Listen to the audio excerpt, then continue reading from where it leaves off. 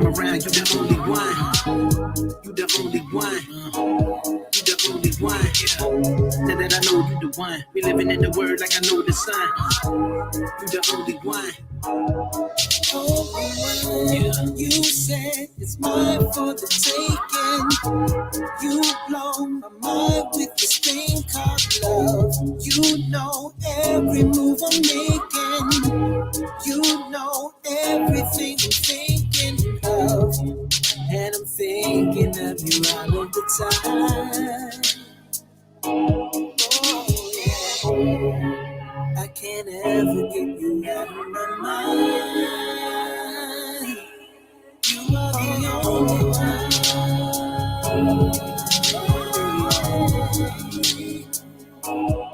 You are the only one.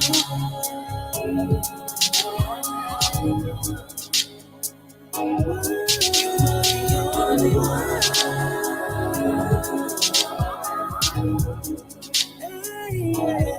You are the only one.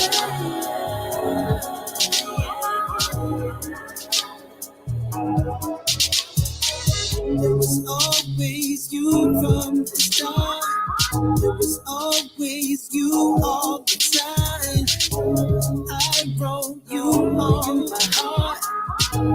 I wrote you on my mind. And I'm thinking of you all of the time.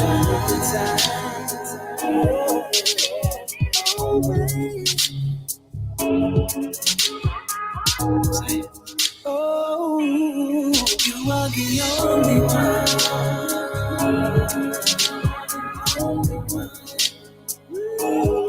You are the only one. You are the only. You are the only one.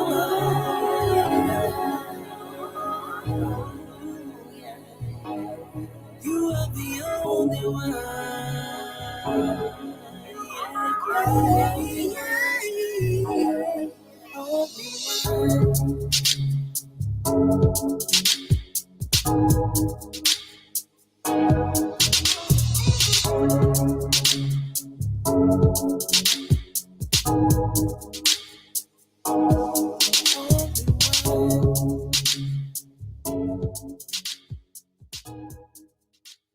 To receive instant notification each time I upload, please hit the subscribe button and the bell notification.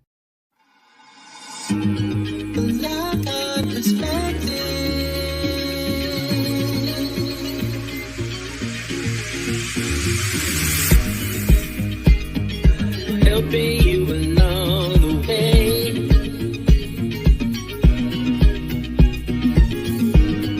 Helping you to make it through another day. Yeah, yeah. Everything you need to know that you never knew, that you need to know. Like our perspective.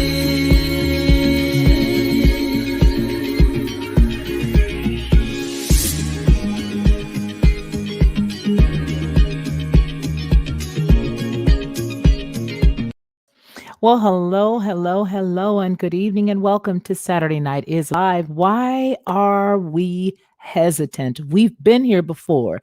That is the series that we're dealing with right now. We're looking at the past as it relates to the things that are going on right now. We're looking at why we are dealing with the same exact things. Over the past couple of weeks on this podcast, we have delved into biblical things that show us where we are right now, and we've juxtaposed them to things that are going on right now. I just said that, right? But here's the deal. People don't understand why there is a hesitancy. And oftentimes we have to go back in history to gain a clear understanding of exactly why we're dealing with different things. Because sometimes we're only looking at the things of the day, right? We're just looking at where we are right now. We're not looking at what may have happened to make folks feel the way that they do. But we've got some statistics today that I think will be sort of mixed because we've got something that came from our I get to push the button. I get to push the button. And for those of you who are watching for the first time or listening for the first time, you don't know what the button is, but I do, and so do the rest of my co-laborers together. Here we are. Ooh, I get to push this button. Oh, yes, there's the button. Ooh, that felt really great. Rather invigorating, actually. So here's the deal. We got a very awesome map that was sent to me. And in that map, it was really startling because it was talking about a little bit of hesitation, right?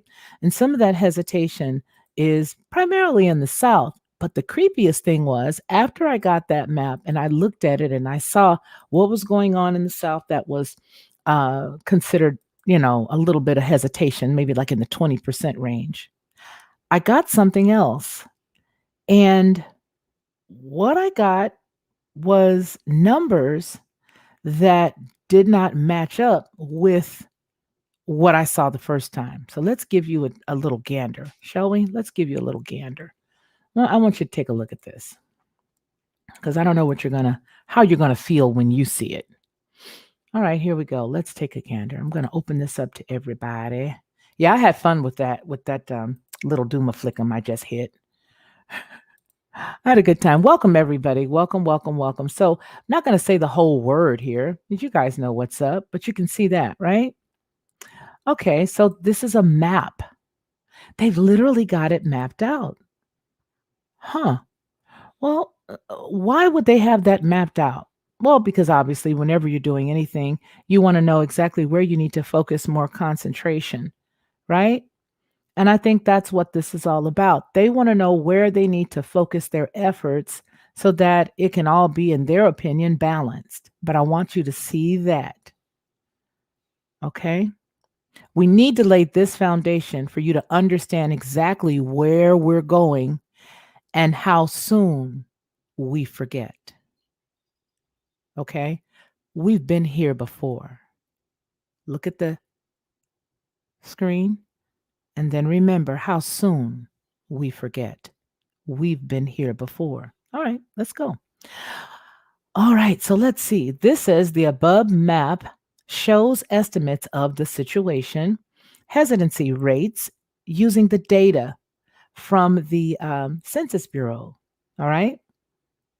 It also goes on to say that they estimate hesitancy rates in two steps. First, they estimated at the state level using the HPS for the collection period of March 3rd, 2020 through March 15th, 2020, which is referred to as week 26. And then they utilize the estimated values to predict the hesitancy rates in more granular areas using the Census Bureau's 2019 American Community Survey, the one-year public use microdata sample, or the PUMS. To create the county level estimates, we used a PUMA to county crosswalk from the Missouri Census Data Center. The PUMAs spanning multiple counties had their estimates apportioned across those counties based on overall 2010 census populations. And here is how they got the data, and the link is down below in the description. But if you will look at the darker blue shades to this teal blue, so here, and here, it is 30 to 32% for that dark blue, that really dark border. And let's see, it looks like that would be over there in Wyoming where that's really dark. But let's look down here in the South. There is a 26 to 30% hesitancy there. And then the teal blue going into the turquoise blue is down here. But the teal blue, so you've got between 22 to 26% all the way up to the 32% mark. And they're all the little darker shades of blue up to teal green. Look right in here. Okay, so this is all the different counties of Alabama, Tuscaloosa, okay, Hale County. But there's one county specifically that I'm going to tell you about. So these numbers are showing like 23%. All right. 22%. All right. So I think like the highest one, believe it or not, is over here in Mississippi in Lee County. Some of the higher numbers, 27% there, 29% in Atala County, Mississippi, 29%. Okay, so look right in here. There is Sharkey County, Mississippi, 30%. Yeah, all the dark blues. All right. Again, you got Atlanta, some parts of Atlanta, Georgia, Meriwether County, Georgia. Okay, 26%. And then down over here in Lawrence County, Georgia, 26%. Going down into Florida, you got 26%. I think you guys get where I'm going, right? So it's more of the southern states. Okay. I hope everybody understands where we're headed. All right. Okay. So that is the reason why I wanted you to hear me say that first portion. Why the hesitancy? Why are we so hesitant? It's because we've been here before. Got to say that. It's probably going to be not going to be the last time I say it. But here we go. Let's take a quick look at this information here.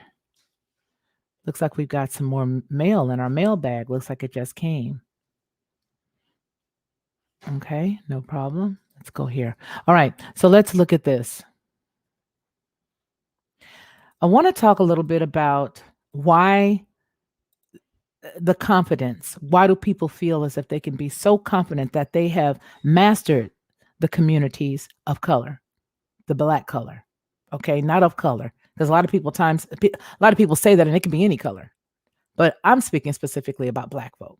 So right now, what you have is a lot of people feeling that they have got us cornered, that they understand us to a T, and that's an affirmative, and that is also not affirmative. So it's topsy turvy. I'm shaking my hand just like Fred Sanford. It's back and forth.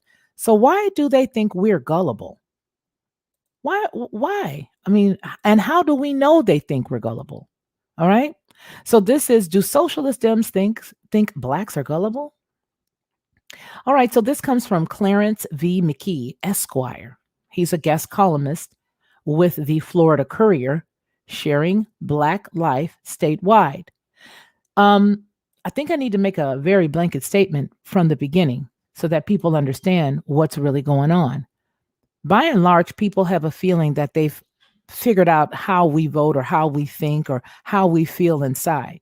The majority of us are very sound people in that we are conservative to that point, right? To the point of family and those things and just our basic needs and basic desires that I think people across the board have. But the problem becomes an issue, but it becomes an issue when people feel as if they can peg us based on what they have created. Based on what they have created. They'll go out and create this narrative. And then after they create the narrative, now they think they know us. And now they feel like they are just going to be able to say or do anything they want to do. And we're going to go for it. Well, this particular attorney says, maybe not so fast. Let's read what he has to say. Giving you guys a little background. And thanks again for being here. All right. So one would think that the growing socialist wing of the Democratic Party, again, we're not dealing with the party part, right? We're just showing you how things get shaped, because it's, even though I'm not partisan anymore, it doesn't matter. The fact is this is how things get shaped by this utilization of party. Okay, so let's go. All right. One would think that the growing socialist wing of the Democratic Party must really assume that Blacks are gullible non-thinkers who will fall for anything or any message. Just look at the 2020, at the parade of 2020. Presidential hopefuls before Al Sharpton's National Action Network conference. I had thought that the Ringling Brothers, Barnum and Bailey's Circus Clown College was extinct, is what he says. This is the writer says this, but I love it because I say clown college too. He says, until I watch these candidates bow and scrape and do everything but kiss Sharpton's ring and anoint him with oil. Then he goes on to say AOC in blackface, the star of the show, who the assembled Blacks treated like a rock star, was Representative Alexandria Ocasio-Cortez, Democrat of New York. He says, while they applauded and cheered, she showed them that what she thought of them, not much, he says. In true HC form, And to get down to what she felt was to their level, she changed her usual tone of voice and broke into a quote, phony black quote accent, saying, "Ain't nothing wrong with that." End quote. John Cardillo, the host of Newsmax's TV's America Talks Live, said, "This is what blackface sounds like," end quote. The highlight of this cascade was condescending pandering was Sharpton asking the candidates if they would sign a bill that would create a panel to study the possibility of reparations for the descendants of slaves. They couldn't say, quote, yes, fast enough. He has here a few questions. Do these candidates really believe that Black descendants of slaves think that their fellow Americans with no historical connection to slavery will agree to pay them reparations? The next question he asks, do they really believe that Black people believe a third trimester abortions and infanticide will be the baby is born alive? When the baby is born alive is what he's saying. I apologize, you guys. The next one says, do they really believe that the millions of Blacks working in the private sector would want to give up their private health insurance for some pie in the sky socialist Medicare for all? He continues, do they really believe that Blacks are gullible enough to to take them seriously, to take a seriously look?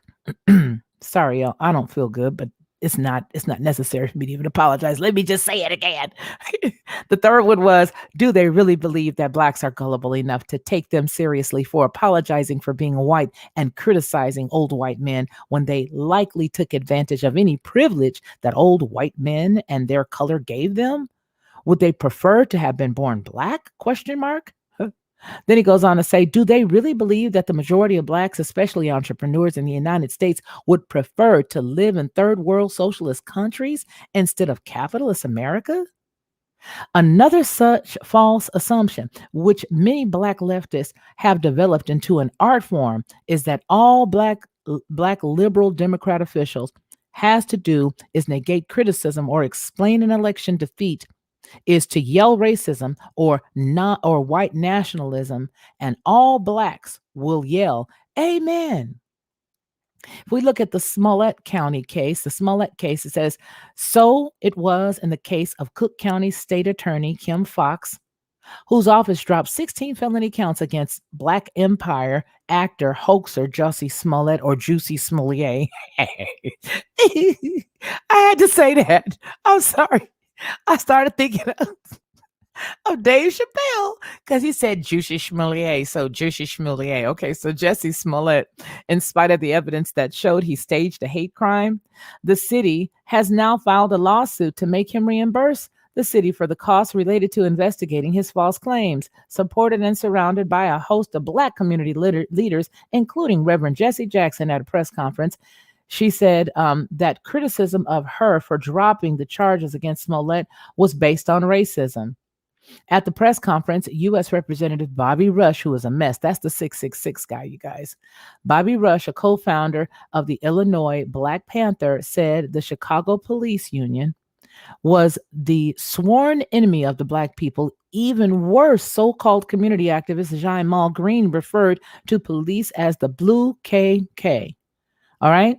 They assume that Blacks in Chicago consider all cops, Black and white, including the Black Superintendent Eddie Johnson, to be their enemy and would take their message as gospel. To the contrary, he writes, I would think that many Blacks in the city wonder where Fox, Jackson, Rush, and Green have all been in the last several years when Black on Black violence turned Chicago streets into urban killing fields. And what was the state attorney's reaction to her police being called the enemy of the Black people and the Blue KK? Silence. The same for Mayor Rahm Emanuel and Mayor-elect Lori Lightfoot. That's a hot mess right there. Who will become Chicago's first Black female mayor. Now that, of course, is Okay, this is a story that was written a bit ago. You'll see that in the description when you pull it up and look it up for yourself. But I'm reading this to give you guys some foundation. It says, to the best of my knowledge, neither condemn these deplorable characterizations of their police. Given the lack of support from the elected officials, some would argue that since the Chicago police can't strike, perhaps on a given day, a significant number should come down with a case of the blue flu. It's time for Black Americans to let Black and white leftists know that disrespecting them by political and racial pandering won't work. They are not gullible. That is from Clarence V. McGee. He's a government, political, and media relations consultant and the president of McKee Communications Incorporated. All right. As well as a Newsmax.com contributor. All right. So that's where the story is from. All right. So we got that laid down, right? We got it laid down. So that's one side. I'm giving you guys two sides of the same situation, but I'm trying to help you see exactly how we are now hesitant and then how there are some of us who are not. Because contrary to what he just said here in this April 21st piece from 2019, okay, this was 2019 when he wrote this, there has been a shift that even from our map is a little different. And that's the concerning part. Let's look at the next situation.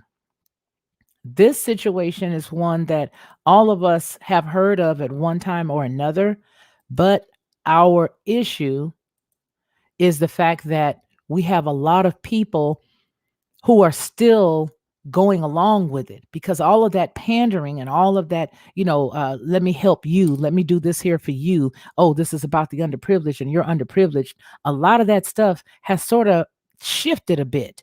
And where some of us are looking at our relatives and people saying, what are you doing? We don't understand why or how. So I'm going to give you guys two. It's the same pot of gumbo, but somebody going to get a shrimp and somebody going to get a crab leg. A little piece of shrimp. Somebody going to get a shrimp. Somebody going to get a crab leg. But it's going to be the same pot of gumbo.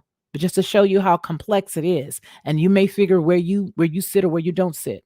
All right. Here's what I feel. I'm going to give you my commentary right quick before we get into the rest of this.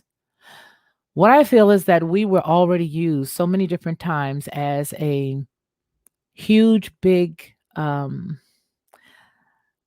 it's almost like a clinical trial of Black folk. We've been used as clinical trials for centuries, for at least as long as there's been modern medicine here in the United States, and they've needed to figure out what to do. This is no secret, but it's only a secret if you didn't know that it was going on. So in my opinion, I would say stand back and don't do anything because you really don't know what you're dealing with.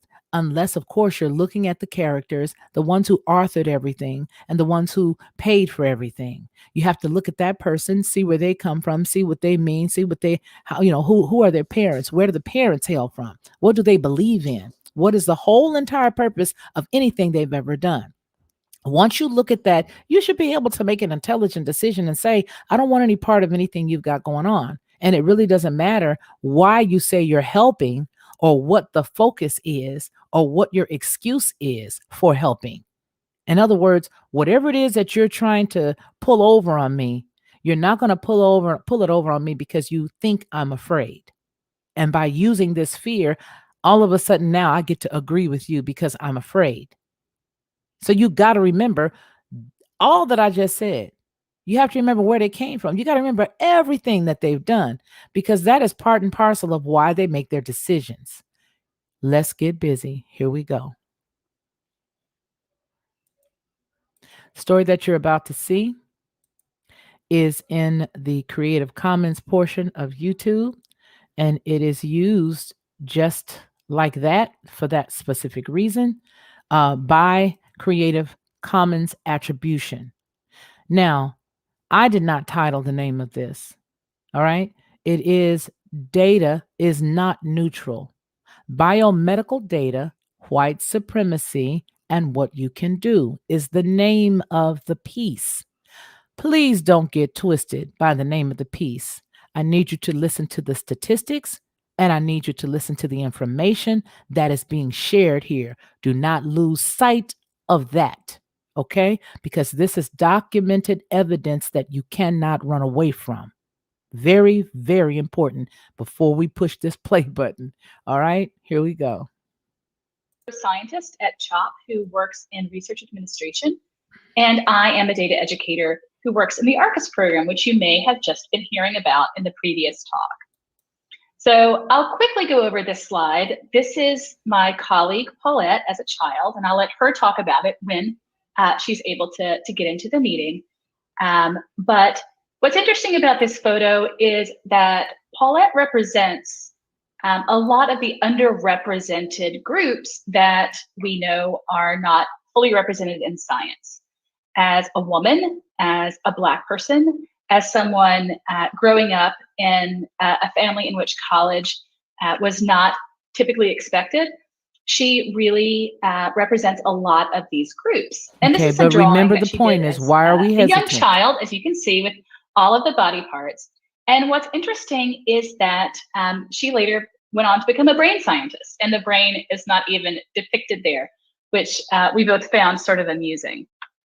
So Paulette and I want to share with you a little bit about why data is not neutral. There is the expectation that we have sometimes that our data is somehow more pure and more representative of science than we are, right? That somehow data is neutral. But data is not neutral. And we're going to talk about two aspects. Hey, Joy, Unequal, yes. Join. Oh, perfect. I think I'm here. I don't know what's going on. I apologize. Joy, thank you for getting us started. So I think you did this slide already, so I will just jump in right where you were. Perfect. So we will be talking about why data is not neutral. And specifically, I want to talk about two out of the many reasons that we could cover why data is not neutral. So one is representation. So that's really the talent around the table not being representative of the diversity within the population. Therefore, we're developing research questions, designing research studies, recruiting research subjects, and executing and analyzing studies where there is a lack of representation. The second point that I will be talking about is the lack of trust between the Black community and the medical community. So we can go to the next slide. So here we're looking at data from the NSF, the National Science Foundation, for science and engineering positions. On the right-hand side of your screen, you can see the percentage representation for the US population. On the left-hand side, you can see the percentage within science and engineering positions. And there are a couple of things that stand out, that certain groups are not proportionally represented, such as women in general, Black men, Black women, Hispanic men, and next slide, please. So in terms of unequal representation, I think that's something that most of us on this call are familiar with. So I'm not going to spend a ton more time talking about that. I really want to go and spend some time talking about the lack of trust between the Black community and the medical community. And this is where I'm going to spend the bulk of my time. And she said the medical community and the Black community. That's what I want you to hear. Are often less identified as a driving force behind the underrepresentation that we see in medical studies. However, this mistrust is real and it is justified. So we can go to the next slide. So one thing that we do know is there's lower participation of African Americans across studies, and that is regardless of the study type, as well as the type of disease that's being studied. So this includes studies on AIDS, on Alzheimer's disease, on different types of cancers, stroke, cardiovascular disease, and the list goes on. So what's really driving that is a mistrust of academic and research institutions and the investigators driving these studies. And that is one of the most salient and significant barriers for African Americans and their lack of participation in these types of studies. So we can go to the next slide. So one of the driving factors of mistrust is unethical research practices. And here I'm just laying out two examples. One is the Tuskegee syphilis study that took place between 1932 and 1972. The other is the case of Henrietta Lacks. Hopefully most of you are aware of these examples, and in the interest of time, I'm not going to go into detail on either one of these. But if you're not familiar, I do encourage you to look them up and get familiar with them. But these are two prominent driving factors as to why African Americans tend to not be involved in research studies. We can go to the next slide. But what I would like to do is spend a little bit of time looking at some less well-known examples of unethical research practices. And first, I want to point out the term iatrophobia, which is the fear of the healer. So this fear within Black communities is real and it's justified. And hopefully, as I go through a couple of examples, you'll understand why the fear is real and why there is true justification for this fear. So if we take Dr. Hilton, he actually did a number of studies on a slave named Jim Fed Brown. Jim was subjected to various experiments, including being put on top of a hot pit of smoldering coals to study the effects of sunstroke and ultimately potential remedies for that. He was also subjected to blistering of his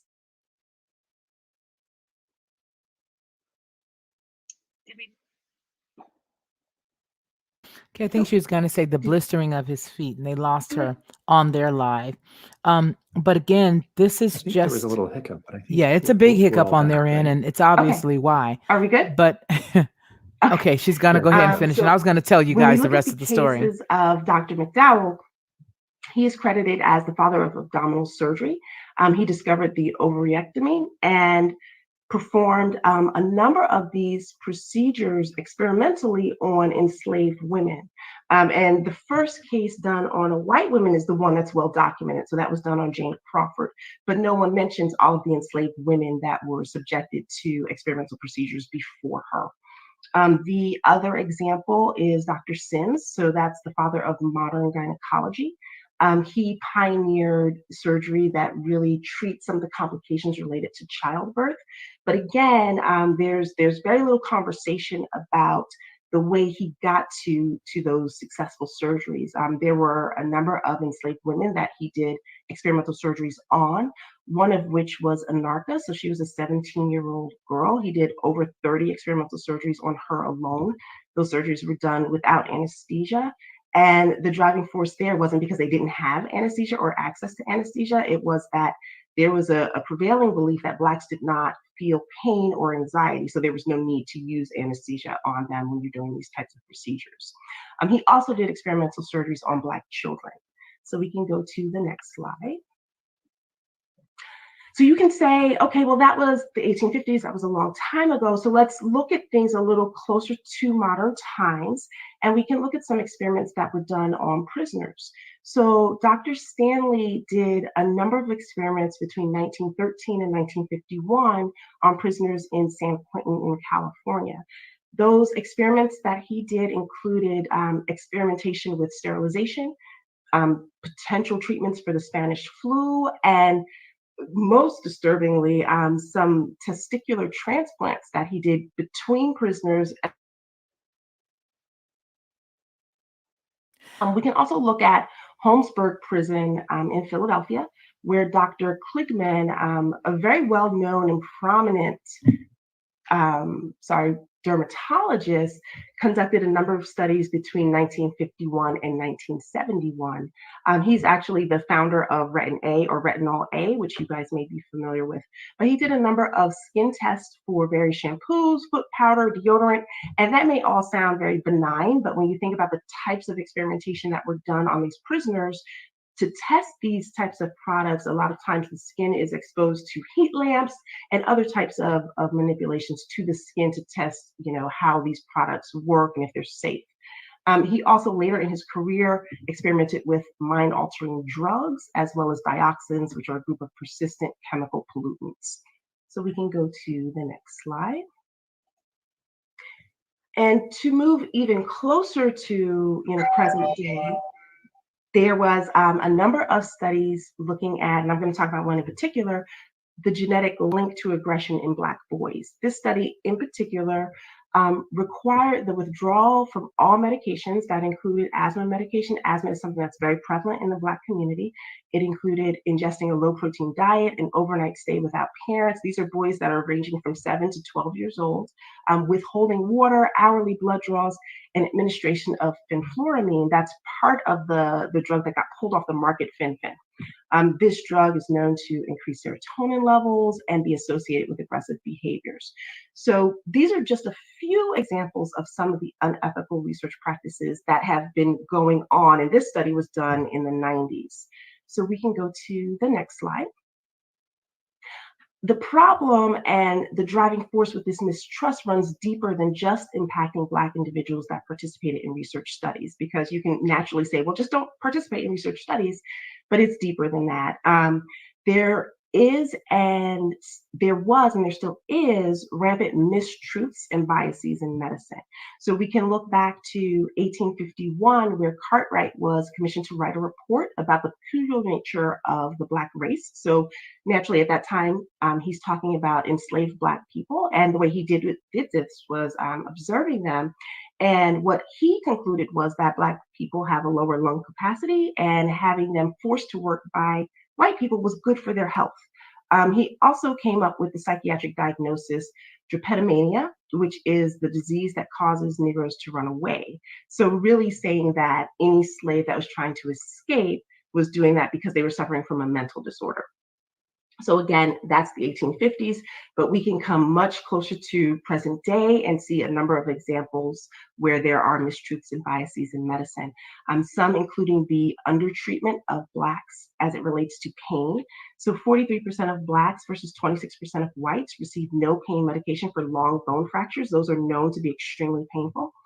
In addition, you may think this is just related to adults. Black children are also subjected to this lack of pain treatment. So Black children with appendicitis in severe pain were less likely to receive opioids than white children. The silver lining here is this is probably the driving force why the opioid epidemic is not as rampant in the Black community as it is in others. And if we look at a study from 2016, they looked at medical students and residents and found a number of them hold false beliefs about biological differences between Blacks and whites. Over 50% believe that Blacks have thicker skin. And this actually goes back to the 1850s studies where they were trying to understand the difference in Black skin and white skin and subjected slaves to blistering experiments. So that is part of the reason why I wanted to share with you the next story that I will read. I had to let you see that, and I hope that you guys will bear with me. But you need to see all of this so that you understand why we are hesitant. However, there are some parts that concern me now, because the Tuskegee experiment that she just mentioned, that I'm sure the majority of you know about, is very concerning when you consider that one of the granddaughters of the one of the living relatives have still moved forward and has supported the most recent study. And I consider what we're dealing with right now as a study. Comes from Alabama. The Alabama School District, once home to the infamous Tuskegee study, nears full level, the full candy bar level. All right. You had to see what you just saw to understand how the propaganda from the very first story, where the gentleman felt like he had to say, hey, why do they feel like they can talk to us the way they're speaking? And why does AOC think that she can talk, quote, Black and a Black accent to pander to people? Well, here is what I submit. I submit that it worked. And I submit that it worked because the majority of the people, especially in the South, whether people know it or not, have more degrees, and they equate education with having made it. Okay? They equate having education, if you can show them bars and graphs and what you consider as these are the real true statistics and all of this other stuff, they will excuse anything that has been done in the past for this new, quote, found freedom or friendship. It is the biggest sense of Stockholm syndrome you will ever want to see. And again, it's important for everybody of all shades and hues to get this, because this is the community that is being used as the driving force to push all of us in another direction that we would not want to go. Without this community's buy-in, thumbs up, or whatever, Okay? They will not stop moving forward. This is why I want to share this with you. Okay, so just as soon as the candy bar vaccine was offered, Jacqueline Brooks rolled up her sleeve and got a gander. I'm using some words here, all right, so that you guys know what I'm saying. And the people who are here right now, you guys know what I mean. All right. All right. So she just rolled up her sleeve. The scene is now familiar across the country, but what sets Brooks apart from the more than 1 million Alabamians who've taken the candy bar is her family history. Two, not one, two of her great grandfathers were part of the Tuskegee syphilis experiment, and her position of authority in her hometown in Alabama's Black Belt as the superintendent of Macon County School District. Brooks has turned that personal and professional history to her advantage. Do you see this is to her advantage? And has worked tirelessly, even despite some of her own misgivings, to help her staff and community get the candy bar. If this is not Stockholm Syndrome, I don't know what is. Okay. All right. It says, quote, there is this is greater than me, for this is great, for this is for the greater good, she said. Yes, I want to live, but it's about more than me. This is about the 3,000 or 4,000 people that I interact with. Since January, 70% of the district's teachers and 100% of the custodians, lunchroom workers, and bus drivers have received the candy bar, she said. The district serves 1,800 students with 270 employees overall. Do you see what they were able to do? They were able to flip the script on an entire community that they were able to do this on before. The irony is we have been here before. This is nothing new, but the scary part is they're using this to shape all of us, white, Asian, Black, Hispanic, everybody, because they're pushing our community. They're pushing it in our direction. And whether you've known it or not, the past several years have been shaped by the Black-white experience, making those feel as if, well, you're less than, you can't be helped. You poor thing. Here, let us help you. Oh, the white man has treated you so terrible. Let us give this to you first. This definitely affects all of us. Okay, so we're looking at the numbers. She's literally a descendant of the very same people who were used to figure out what happens when somebody gets syphilis and it does not get treated. Okay? Now, it says those numbers are far above the statewide estimate for teachers. Officials recently gave AL.com 20%, or the national average for adults, 24%, and are remarkable given the history of the community that the community has endured. Along the way, they also have helped belay some experts' fears that African American communities might be more hesitant to get it.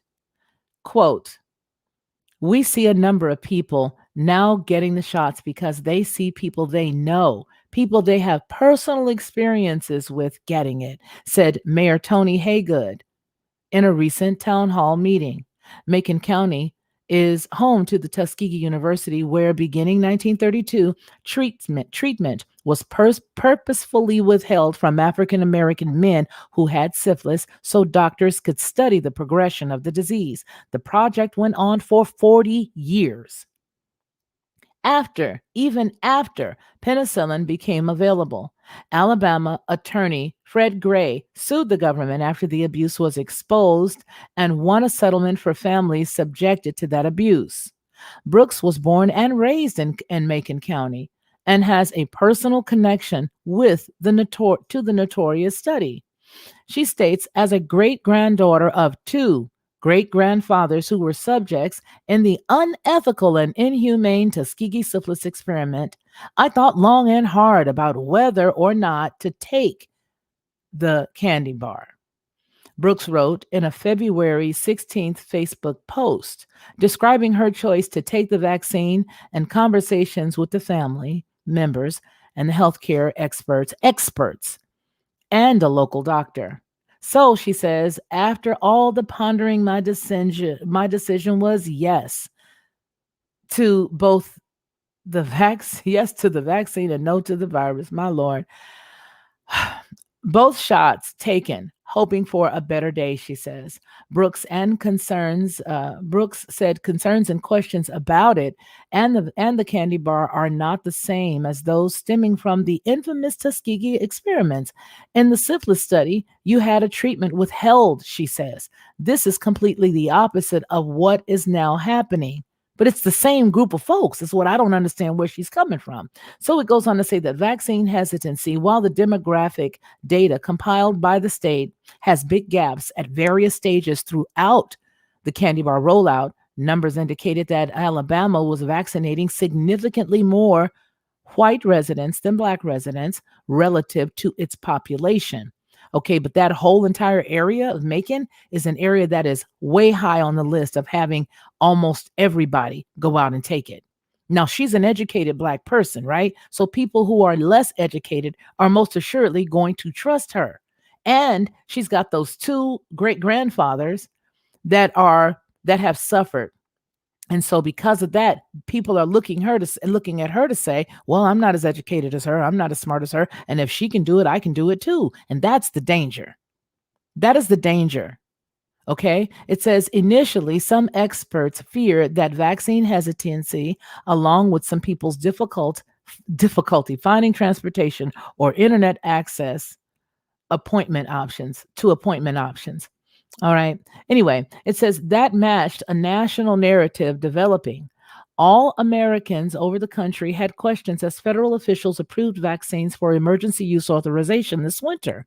But the surveys in 2020 suggested Blacks and Hispanic respondents might be less likely than white respondents to get it, citing fears of possible side effects and lack of trust in the government and the vaccine development process. Some national reporting specifically noted the Tuskegee study as contributing to Black Americans' hesitancy, and some local experts and officials agreed, at least in part. Quote, this is from Omar Neal, the former mayor of Tuskegee. He says, it's quote, when you think about it, Black people have been disserved by the healthcare system for many years. Most more recent surveys, however, suggest a racial gap and reluctancy to get it, and they state that it has diminished. The reluctance to get it has diminished. And yet, I don't know whether you guys know it or not, but keeping my eyes low and seeing different people within our community, these men are dropping like flies after having it done. The Black men are dropping like flies. I don't know why we're not able to see the statistics as it relates to, all they're showing us is the numbers in the VAERS report is showing us the numbers. But what's not being said in the VAERS report is how many of them are Black and brown. And I know of several people who have lost folk in the Black and brown community. I'm sure there's been a lot in the others, but this topic that we're talking about right now is the Black community, right? It says the state health department does not report vaccine distributions in each county by race or ethnicity, but a recent data analysis by Alabama.com shows promising vaccination rates so far among some counties in Alabama with high Black population. In Macon County, it's 23% of the adult population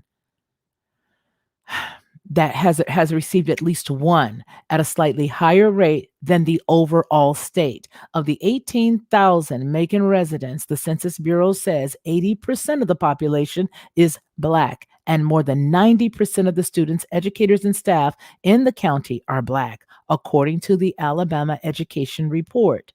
Brooks noted various reasons she had heard that might cause Blacks to be more skeptical beyond the legacy of government experiments, including theories that the vaccine had been developed to disseminate the Black community or that it was the mark of the beast that would indicate loyalty to the Antichrist. Again, she said, seeing elderly church members get vaccinated with no side effects, as well as seeing people take the candy bar, ravaged community members who fell ill, reminded her that, as a friend told her, quote, I personally know a lot of people who have been extremely ill and some now buried from it. But I don't know anyone that has been buried from taking the candy bar, she says. Wariness in Macon and Tuskegee is real, experts agree, but individual attention from local government and health officials and trusted leaders, as well as coordinated public health messages, goes a long way. Neil says, quote, if we are not to take the vaccine, then we are making ourselves even more vulnerable. And that's why I chose to take it, Neil says. Other leaders in the community, including members of the local Chamber of Commerce and government officials, have been vocal and visible about getting it. And they say, quote, hesitancy does not mean that people aren't going to take it. Dr. Karen Landers, Assistant Chief Health Officer of the Alabama Department of Health, said, it's very helpful for people to hear the answers to their questions from local leaders, local physicians, and local pharmacists. Basically, the local trusted people is what it says. The local trusted people. Now, this is, I don't even want to go into the next story because it just seems like it's, really not even necessary to do that. But what I will tell you is the problem is not so much that she feels the way that she feels. The problem is it's the blind leading the blind, because as the days progress and as the months get closer to where I think this thing is going to head, it's not going to be a pretty sight. You have a lot of people who are searching for truth. And the unfortunate thing is that they're looking to people that they can, quote, trust to give them information. You just got through seeing the black gal with the very long and tedious story tell us about the Henrietta Lacks situation and further studies. And there's also some studies that deal with some things that went on in Guatemala, which were deplorable things. How the prisons there used mental experiments and other things like that to really just I don't know. It's just, to me, you guys, I'm sorry. This is really, really hard because as days progress for me, I'm having more and more people challenge any common sense or anything. But this right here is a story that I want you guys to look at. And I'm going to go on ahead and narrate it. It was written on December the 15th, originally May the 16th of 2017, and it is the Tuskegee experiment, the infamous syphilis study. The Tuskegee experiment began in 1932 at a time when there was no known treatment for syphilis, a contagious venereal disease. After being recruited by the promise of free medical care, 600 African American men in the Macon County, Alabama, were enrolled in the project, which aimed to study the full progression of the disease. The participants were primarily sharecroppers, and many had never before visited a doctor. Doctors from the United States Public Health Service, which was running the study, informed the participants, 399 men with latent syphilis, and a control group of 201 others who were free of the disease. They were being treated for, quote, bad blood, which was a term commonly used in the area at the time to refer to a variety of ailments. These were some of those folks, just regular workers, just regular men, okay? The men were monitored by health workers, but only given placebos such as aspirin and mineral supplements, despite the fact that penicillin had become the recommended treatment for syphilis in 1947, some 15 years into the study. PHS researchers convinced the local physicians in Macon County, Alabama, not to treat the participants, and instead research was done at the Tuskegee Institute, which is now called the Tuskegee University. The school was founded in 1881 with Booker T. Washington as its first teacher.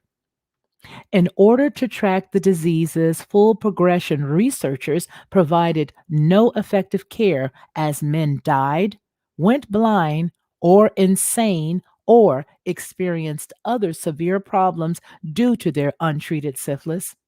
In the mid 1960s, a PHS venereal disease investigator in San Francisco, California, named Peter Buxton, found out about the Tuskegee study and expressed his concerns to his superiors that it was unethical.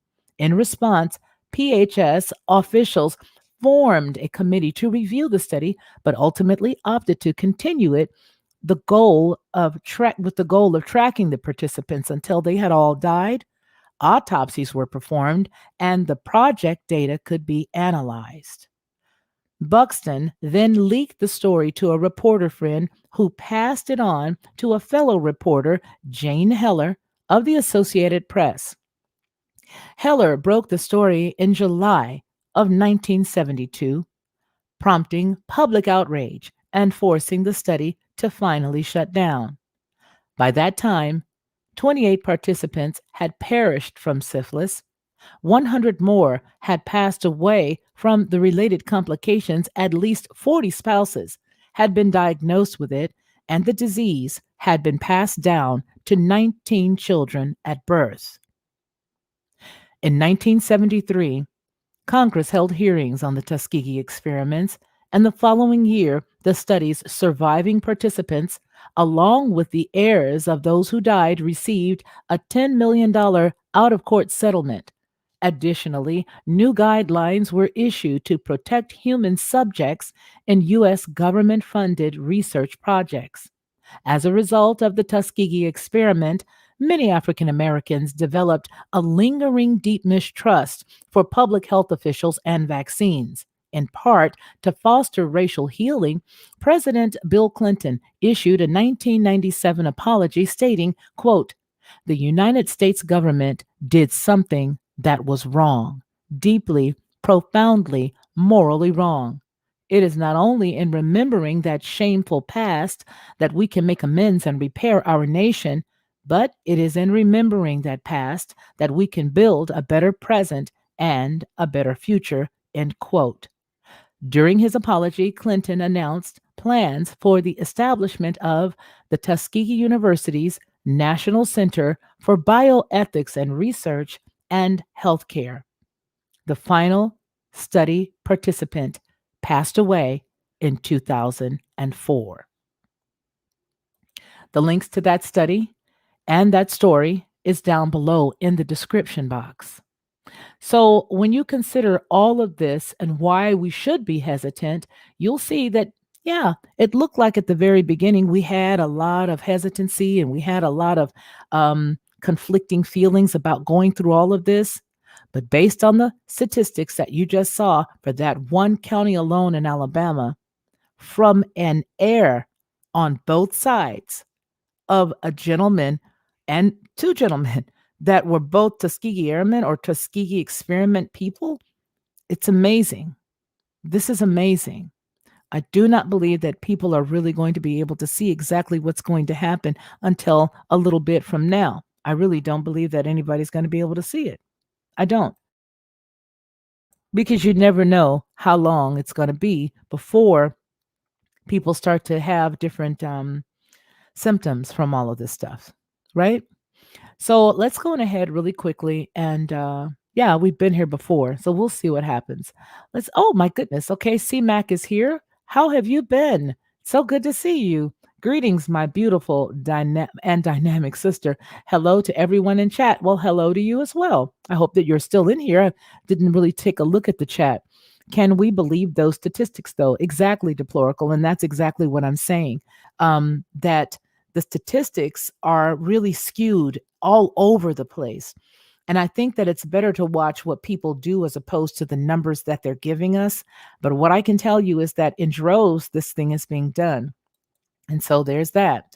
Surely people are linking the candy bar with the ability. Yeah, but they're not. They're not. They're not. Vulnerable to freedom. Absolutely no data on long-term effects. None. Okay, the Department of HHS is spending $250 million to convince Americans to safety and the efficacy of the candy bar. This dire situation needs a marketing blitz campaign. Why? Think about that. That's from our brother Ronnie. Okay, there is data on the disease that blank was meant to mitigate. It's harmless in relation to the blank. Follow the money. Where did the 250 million come from? The answer? Hmm. I understand why they are pushing us. What I can't understand is why they're buying it. Possibly a frequency on whatever it is they're watching continuously. Hello, Miss Rachel Van Ziel. That's from Ronnie. They drank all the Kool-Aid, unfortunately. It's becoming clear how they operate. Yep, absolutely. C Mac, you got a power hand. You got a power fist from Ronnie. Hey, what's going on? Okay, so forgiven and blessed. It's shocking, isn't it? That's from Deplorable. Trust. Hey, Robert, how are you? I know it is ridiculous, isn't it? You know, it is ridiculous. So I'm going to do a monograph on this one. This one will be immediately marked as private. It won't even go to the members. This will be immediately marked as private. But I just wanted you guys to see the video from the young lady putting all the statistics that she had gathered. It's something about working smarter, not harder. Since she had all of the statistics put together there, it was easier for me to just show you that as opposed to me going from one slide to the next. And then the next thing is that you needed to see the fact that this woman is being used to push this on anybody. And again, it doesn't matter what color the people in that community are. The shade doesn't matter. The fact is that she is a trusted person within the community, and that a lot of different people, whether they are, vanilla colored or whether they're, delicious rocky road color, it doesn't matter. The fact is that she is a person that's in a trusted position and people are watching this, right? Because the sweet thing I like about being in the South is that in the South, we're all the same here. To me, I mean, I haven't met any cuckoos, but I mean, I meet cuckoos everywhere I go. Some would say that I'm one, but I digress. So what I'm saying is, and I've said this before, generally we just come and go and we don't bug anybody. We just pretty much, mind our own business, although there are some special treats out there. I think that she is a trusted person in the community, and because they know what her grandfathers on both sides went through or great grands went through, that everybody is saying, well, if she can do it, I can do it too. But I do believe that she's had her palm laced with some lettuce. Ah, money green is the only color they care about. Absolutely. Absolutely. I totally agree with you on that one. So this Saturday Night is Live will not be public. I'm definitely taking this down if I don't delete it altogether. But I'm glad that you all got a chance to see it and got a chance to hear it and got a chance to just look at the math. And I really appreciate what the attorney said at the very top that we read, because he's absolutely right. The unfortunate piece is, and that all communities right now, there are not enough people that are putting their thinking caps on. Again, I do believe that it's a frequency someplace that, we are frequent. We have frequencies that we vibrate on. And I think that a lot of times when you continue to watch certain things that, yeah, sometimes that could happen. You never, ever know. You really never, ever know. Very good thing to think about, right?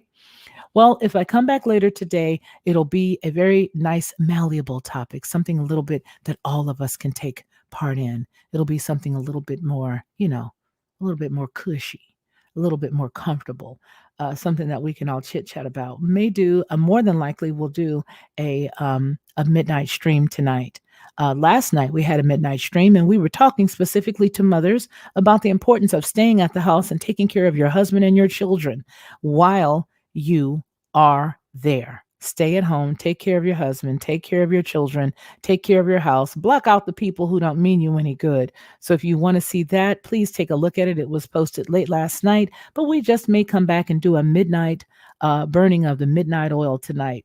And I think it will be important because there are some really juicy things that I want to chat with everybody about. This has been one of the most fun hours that we've had in a long time. And I want to thank each and every one of you all for sharing it with me. It's been a great time. I hope that all of you are well and blessed today and that you're having a great weekend. And remember what we always say here on this channel, that man shall not live by bread alone, but by every word that proceeds out of the mouth of the Most High. Take care. To receive instant notification each time I upload, please hit the subscribe button and the bell notification.